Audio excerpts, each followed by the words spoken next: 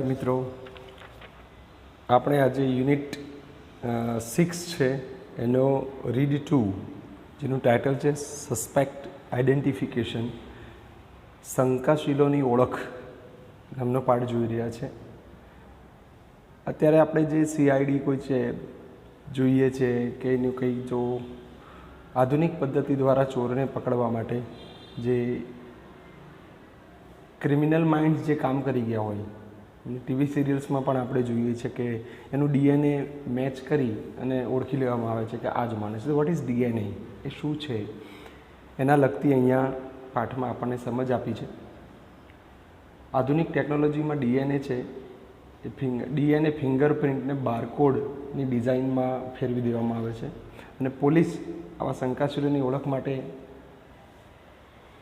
આ રાખતી હોય છે રેકોર્ડ. અને DNA ક્યારેય ખોટું ન હોઈ શકે તે સૌથી અત્યારે વધુમાં વધુ વૈજ્ઞાનિક રીતે અસરકારક રીત છે. અન્ય પદ્ધતિઓ દ્વારા પણ શંકાશીલોની ઓળખ થતી જ હોય છે, જો સાક્ષી હોય અથવા તો ખાસ સોફ્ટવેર જેવો કે ફોટો કમ્પોઝિટ્સ. ફોટો કમ્પોઝિટ કોઈ કહે કે આવો દેખાતો તો ચોર, આવો દેખાતો તો ચિત્ર દોરાય, પછી જાહેર કરવામાં આવે અને શંકાશીલને પકડવામાં આવે. શારીરિક પુરાવા પણ ઓળખવામાં કામે લાગે છે. દાખલા કે દાંતની નોંધ ઉપરથી બટકું ભર્યું હોય, ડૂચો ભર્યો હોય, એના ચિહ્નો પરથી પણ ઓળખી જાય છે.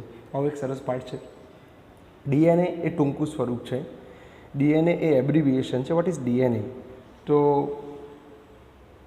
ડોક્ઝીરિબો ન્યુક્લેઇક એસિડ, ફરીથી બોલી જાઉં છું, ડિઓક્ઝીરિબો ન્યુક્લેઇક એસિડ એક એવું એસિડ છે વ્યક્તિના શરીરની અંદર. એ એસિડ કોષમાં, સેલની અંદર હોય છે અને સેલમાં વંશગત માહિતી પહોંચાડતી હોય છે, વારસાગત માહિતી એમાં મળી જાય અને ક્યારેય ખોટું હોઈ શકે નહીં. મિત્રો, આપણે આ પાઠને જોઈએ. Whether you watch detective serials in TV, you must have seen DNA samples being matched. તમે કદાચ CID જોતા હો, તો આવી રીતે જોતા હો તમે, તો તમને ખબર હોય તો DNA સેમ્પલ મિલાવતા જોતા આવ્યા છો તમે. What is this DNA analysis? આ DNA પૃથક્કરણ છે શું? And why do even TV shows find it interesting and effective to use? આજકાલ સિરિયલ્સની અંદર પણ આવી વૈજ્ઞાનિક પદ્ધતિ ઉમેરીને કેમ રજૂ કરવામાં આવતી છે, આને રસપ્રદ કેમ માને છે? Fictional characters like Father Brown, Sherlock Holmes and Byomkesh Bakshi have become legendary for their skills in identifying criminals without any technology.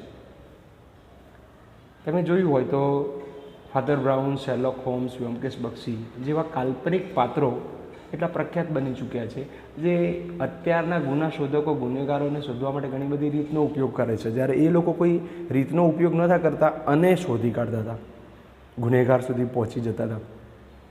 But today, investigators rather use lots of new technologies to identify culprits. પણ આજે ગુના શોધકો ગુનેગારોને શોધવા માટે ઘણી બધી ટેકનોલોજીનો ઉપયોગ કરે છે. The most popular and accurate of them all is DNA analysis. આ બધામાં જો સૌથી વધુ સુવિખ્યાત હોય તો એ છે DNA પૃથક્કરણ. DNA is the most basic biological material that every human being has. DNA એ માનવ શરીરની અંદર જાઓ તો એમાં એકદમ પાયાનું જૈવિક દ્રવ્ય છે. જૈવિક દ્રવ્ય, biological material. Every cell in a human being has thousands of DNA strands. માનવ શરીરના દરેક કોષમાં હજારો DNAના તંતુ અથવા કણો હોય છે. સ્ટ્રેન્ડ્સ, તંતુ અથવા કણો. This DNA is unique. અને આ DNA અજોડ, અનુપમ હોય છે, બીજે ક્યાંય ન હોય, એક જ વ્યક્તિ પાસે હોય. Every person has a unique DNA fingerprint. દરેક વ્યક્તિની ફિંગરપ્રિન્ટ અલગ છે.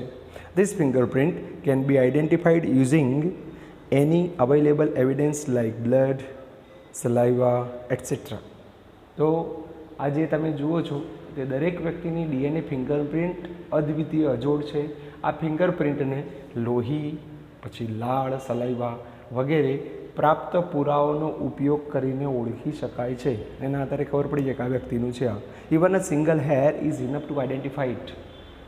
અરે એકમાત્ર વાળ હોય ને તો પણ ફિંગરપ્રિન્ટ ઓળખી કાઢવા માટે પૂરતો છે. Advanced technology helps us to find this DNA fingerprint. અદ્યતન ટેકનોલોજી આપણને આ ડીએનએ ફિંગરપ્રિન્ટ ઓળખી કાઢવામાં મદદરૂપ છે આજકાલ. It is transferred on sheets in form of barcode patterns. આજકાલ કાગળ ઉપર એને બારકોડ પેટર્નમાં પ્રિન્ટ કરી દેવામાં આવે છે આપણી ડીએનએ ફિંગરપ્રિન્ટ જે છે એને. DNA can not be fact. DNA ક્યારેય જૂઠું ના હોઈ શકે, ખોટું ના હોઈ શકે. હેન્સ આથી જ it is the most scientific and effective instrument to use in identifying suspects. શંકાશીલોને ઓળખવા માટે સૌથી અસરકારક સાધન વૈજ્ઞાનિક રીતે અને સૌથી અસરકારક જો સાધન હોય તો એ છે DNA. That's why ઇન્વેસ્ટિગેટર્સ prefer using this technique.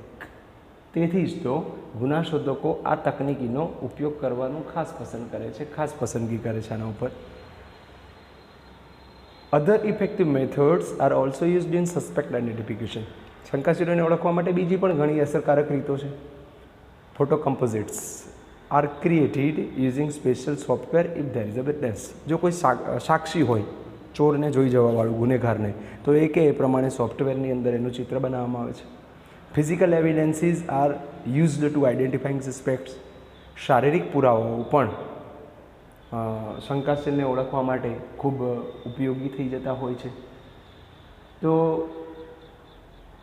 એની અંદર કેવી રીતે, તો બાઇટ માર્ક્સ, ડૂચો ભર્યો હોય, are also useful in identifying the કલ્પ્રિટ્સ.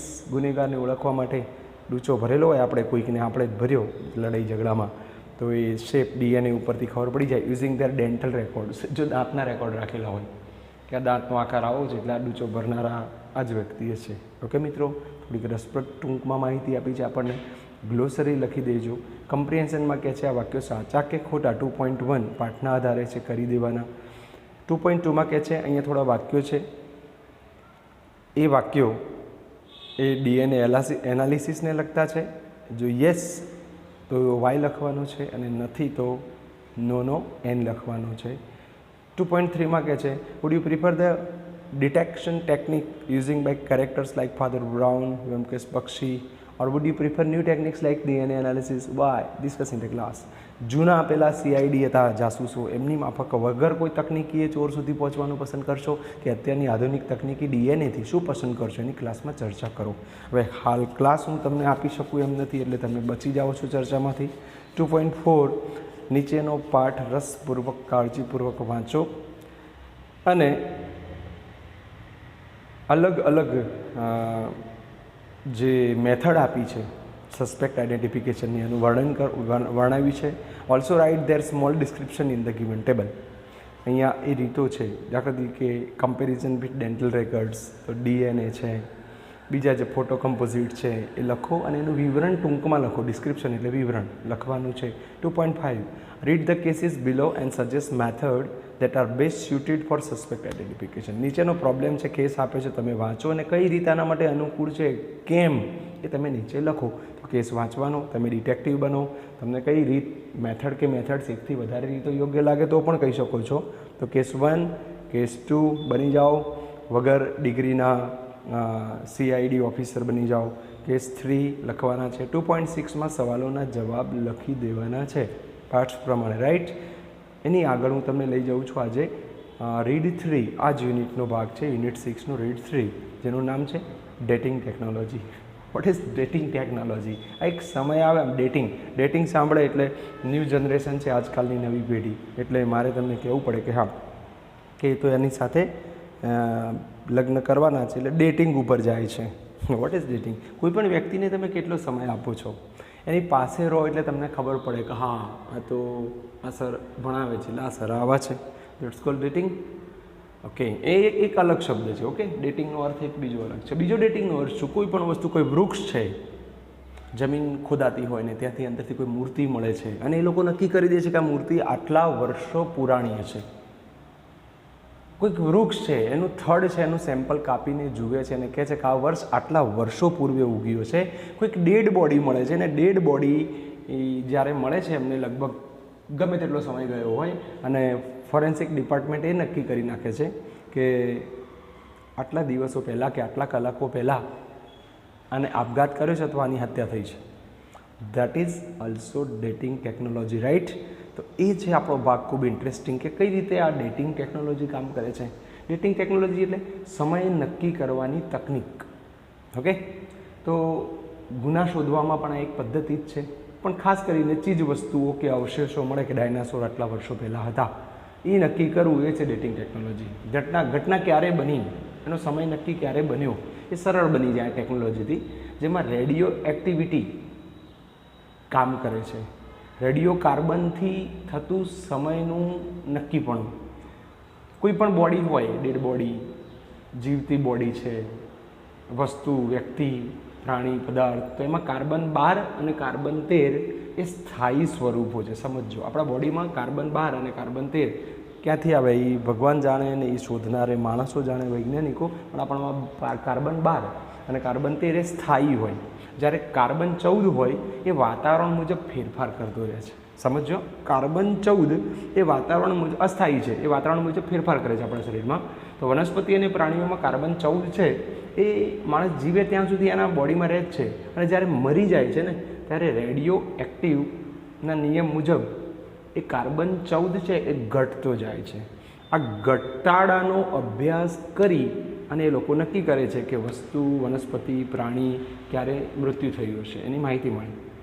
આ સિવાયની એક બીજી પદ્ધતિ છે આર્કિયોમેગ્નેટિક, એમાં પણ સમય નક્કી કરી શકાય છે. અને આ પદ્ધતિમાં કેવું છે, પૃથ્વીનું ગુરુત્વાકર્ષણ લોહ ચુંબકીય ફેરફાર પદ્ધતિ ઉપર આધાર છે.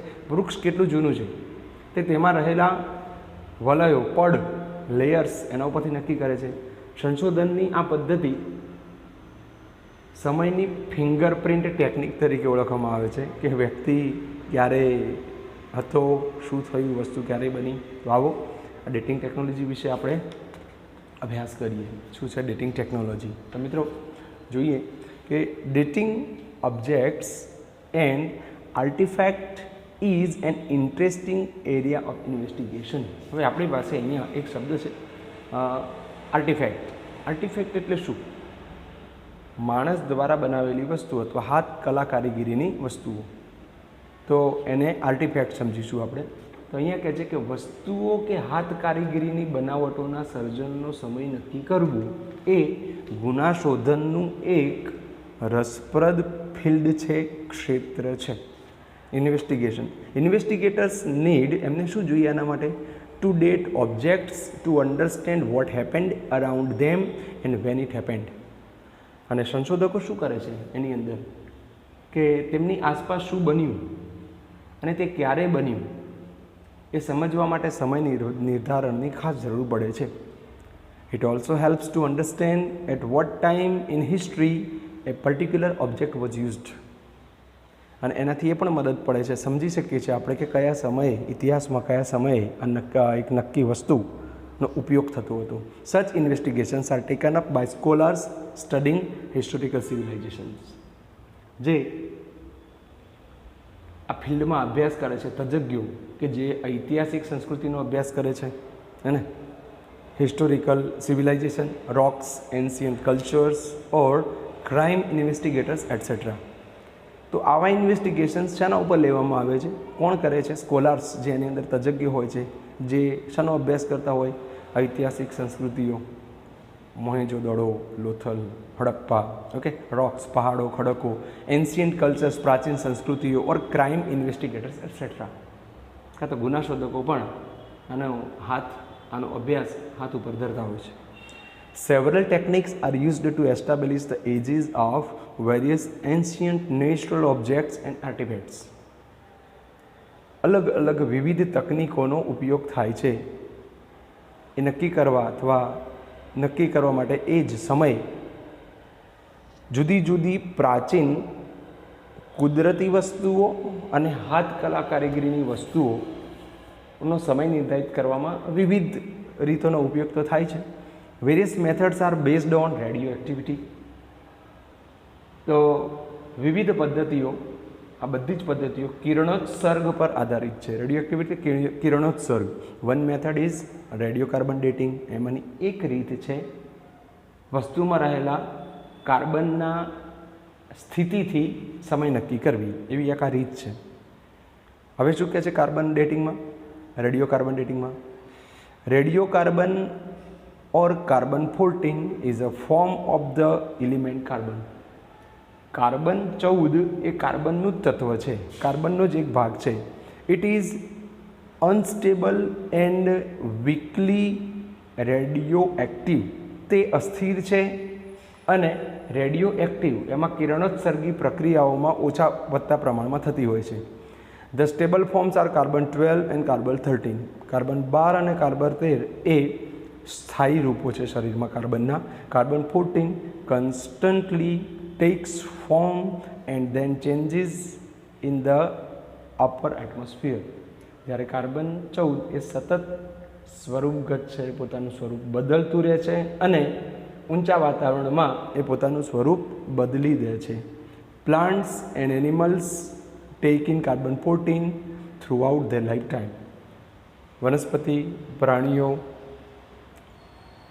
પોતાના સમગ્ર જીવનકાળ દરમિયાન કાર્બન 14 અંદર લેતા જ હોય છે. કાર્બન 14 લે જ છે અંદર પ્રકૃતિમાંથી. વેન દે ડાઈ, પણ જ્યારે એનું મૃત્યુ થાય, they stop exchanging carbon and their carbon 14 then starts to decrease at a rate determined by the law of radioactive decay. Decay એટલે સડવું, કોભાવવું. કિરણોત્સર્ગી ક્ષય એટલે નાશ થવું. એના નિયમ પ્રમાણે જ્યારે કંઈક મૃત્યુ પામે પછી એની અંદર કાર્બન 14 છે એ ધીમે ધીમે ડિક્રીઝ થવા લાગે છે. ડિક્રીઝ એક નક્કી દર પ્રમાણે ઘટાડો જોવા મળે છે. This method is designed to measure this leftover radioactivity. અને આ એક રીત નક્કી કરવામાં આવી માપવા માટે, એ જાણવા માટે વધેલી રેડિયો એક્ટિવિટી કિરણોત્સર્ગીમાં આવે વધેલો ભાગ કેટલો રહ્યો તો એ માપન માટેની તૈયારી કરવામાં આવી છે. શેષ કિરણોત્સર્ગ કહેવાય છે. વધેલો કેટલું રહ્યું હવે ડેડ બોડી જ્યારે મળે એટલે એમાં કેટલું વધ્યું છે કાર્બન એના ઉપરથી નક્કી થાય. By knowing how much carbon 14 is left in a sample, the age of the organism when it died can be known. એમાં વધેલા કાર્બન 14થી એ નક્કી કરી શકાય કે આ મૃત પામેલું સજીવ જે ઓર્ગેનિઝમ જે કઈ વસ્તુ છે આનું મૃત્યુ થયું એ ક્યારે થયું એ જાણી શકાય છે. Other methods are also used like archaeomagnetic dating. બીજી પણ રીત છે આર્કિયોમેગ્નેટિક એટલે કે લોહ ચુંબકીય સમય નિર્ધારણ પદ્ધતિ. This is based on reversal of magnetic field of the earth. એ પૃથ્વીના ગુરુત્વાકર્ષણ એટલે લોહ તત્વ ઉપર આધારિત છે. Tree ring dating is another useful technique. વૃક્ષ છે એના વલયો, રિંગ એટલે વલયો, રિંગ પડ, એના આધારે એ પણ જાણી શકાય છે કે કેટલા ઉંમરનું આ વૃક્ષ છે. Each year changes occur within a tree by factors like rainfall etcetera. વરસાદ જેવા પરિબળોથી વૃક્ષ ઉપર દર વર્ષે બદલાવ આવતા હોય છે. This changes can be scene in a form of ring patterns. અને આ પરિવર્તનો આપણને બદલાવ વલયોના રીતે જોવા મળે છે વિધિન ધ ટ્રી ટ્રંક્સ, વૃક્ષના થડની અંદર જોવા મળે. These are used as a dating fingerprint in this technique. અને આ થડમાંના જે રિંગ છે, વલયો છે, એના આધારે સમય નિર્ધારણ થાય છે અને ફિંગરપ્રિન્ટ તરીકે ઉપયોગમાં લેવાય છે, વૃક્ષની ફિંગરપ્રિન્ટ. ઓકે મિત્રો, તો આ હતું ડેટિંગ ટેકનોલોજી. એની ગ્લોસરી લખવી છે. કમ્પ્રિહેન્શન પાર્ટ પ્રમાણે કે છે કે નીચે જે શબ્દો આપ્યા છે એ રેડિયોકાર્બન ડેટિંગ, આર્કિયોમેગ્નેટિક ડેટિંગના છે કે ટ્રી રિંગ ડેટિંગના છે, એને એનાલાઇઝ કરો, એને બાયફર્કેટ કરો, એસર્ટ કરો. 3.2 ટીક ધ કરેક્ટ ઓપ્શન. સાચા જવાબને ટીક કરો પાઠના આધારે. ચલો 3.3 સવાલોના જવાબ આપો. હવે આપણે આવીએ વોકેબ્યુલરીમાં. વોકેબ્યુલરીમાં કહે છે here are some sentence in jumbled orders. અહીંયા વાક્યો થોડા આડાઅવળા ક્રમમાં આપ્યા છે.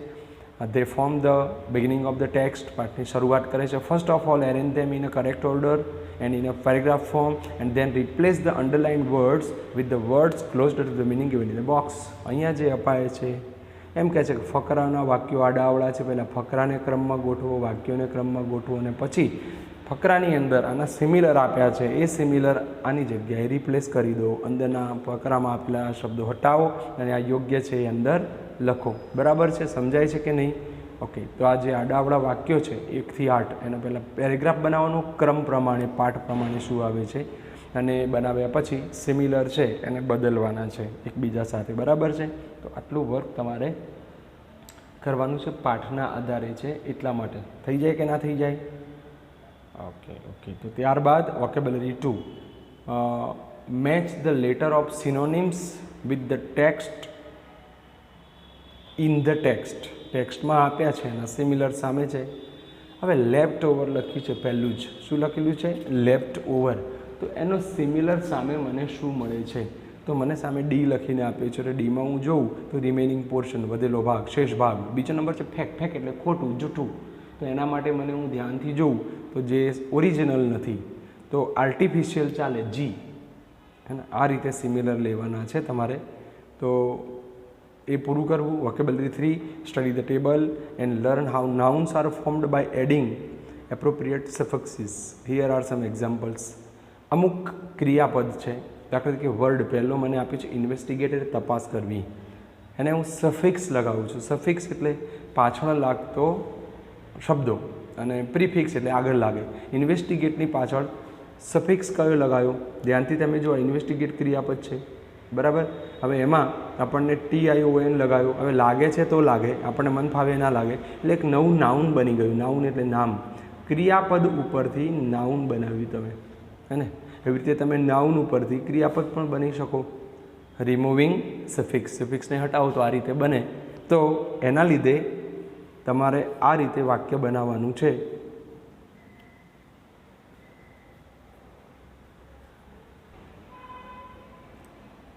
તો વિદ્યાર્થી મિત્રો, આ રીતે તમે ક્રિયાપદ ઉપરથી નામ બનાવી શકો અને નામ ઉપરથી ક્રિયાપદ બનાવી શકો. ત્યારબાદ સેક્શન એની અંદર એ ભાગ છે. હવે કહે છે નાઉ ફોર્મ નાઉન્સ. હવે નામ બનાવો નીચે આપેલા ઉપરથી. દાખલા તરીકે હું તમને એક શીખવાડું. મને અહીંયા અપાયું છે ઉદાહરણ તરીકે અચીવ એટલે મેળવવું, તો અચીવમેન્ટ તમને ખબર છે. Civilise, civilisation. ડિલિવર તો ડિલિવરી તમને ખબર છે. એન્કરેજ, એન્કરેજમેન્ટ ખબર પડે છે. હા, તો આ તમે ધ્યાન રાખજો કે તમે આ રીતે કામ કરી શકો. બીની અંદર કહે છે use a good dictionary and find out at least 5 nouns with each suffix. એવા 5 નામ શોધો શબ્દકોશમાંથી કે જેની આગળ પ્રિફિક્સ લાગીને બન્યા હોય, સફિક્સ પાછળ શબ્દો લાગ્યા હોય એને બનાવો, બરાબર છે. તો એક ખૂબ સરસ પ્રેક્ટિસ છે. Noun to form, noun form બનાવવાના, વર્બ ફોર્મ બનાવવાના, એડજેક્ટિવ ફોર્મ બને, એડવર્બ બને. હવે ફંક્શન, ફંક્શન ખાસ સમજવાનું છે. So here is a sentence spoken by Flambeau from the story The Blue Cruise. Discuss with friends and pick the closest meaning. પાઠમાં આ જે વાક્યો આપ્યા છે એના સિમિલર છે શોધીને અહીંયા લખો. એના સિમિલર ખરેખર સાચા કયા છે ABCDમાંથી મૂળ વાક્ય આપ્યું છે તો એના કયા છે એ શોધીને લખો. તો આ તો ખૂબ ઇઝી રહે. તો તમે આ કરી લેજો પાઠ પ્રમાણે. ફંક્શન 2ની અંદર કહે છે Flambeau would rather die than be tricked by a little priest. What would you rather do? તો આઈ વુડ રાધર, તમે શું કરશો? બેમાંથી એક પસંદગી, એક્સપ્રેસિંગ ચોઇસ રજૂ થાય ત્યારે તમે આઈ વુડ રાધર ધેનવાળા ટૉપિકનો ઉપયોગ કરી શકો. તમને જે પસંદગી છે એ રાધર પછી તરત જ મૂકો અને જે પસંદગી નથી એને ધેન પછી મૂકો. આ છે એક મસ્ત ટૉપિક જે તમને શીખવાડ્યું છે કે તમે આ રીતે કરી શકો છો. મિત્રો, આ રીતે ફંક્શન 2 પૂરું કરવાનું. ફંક્શન 3માં કહે છે think of 2 movies you like. તમને ગમતી 2 મૂવી પસંદ કરો. Now ask you of your classmates to decide which film they would rather watch. એમને તમે પૂછો કઈ પસંદ કરશો. The rule of the activity is that they have to answer in the given format or can't record their response. Okay, movies. They like to watch rather